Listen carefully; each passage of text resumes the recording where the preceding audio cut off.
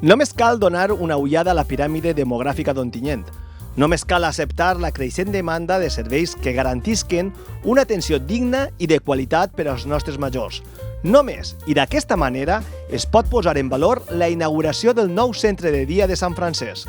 Mucha paz y mucha tranquilidad el saber que podemos acoger a gente que lo necesita, porque ahora, quiera que no, la población es mayor.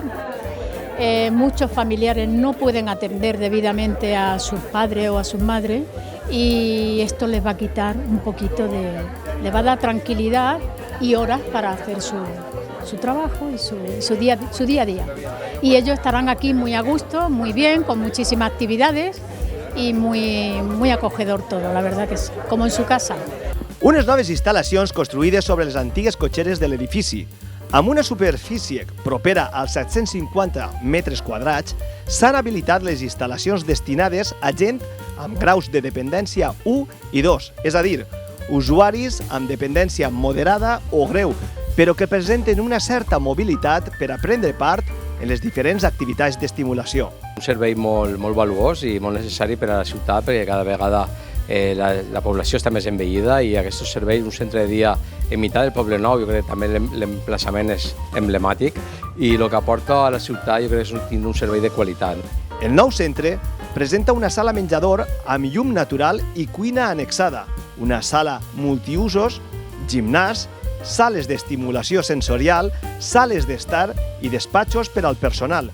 Un espai que obri les seues portes per albergar 30 usuaris. Aportar algo más a la residencia, no solamente para los residentes, sino también todo lo que significa un centro de día. Creo que todo lo que sea aportar facilidades a las familias es algo estupendo. Per a ells treballarà un equip professional integrat amb 3 auxiliars, una persona especialitzada en fisioteràpia, una altra d'infermeria i una més de l'àmbit mèdic.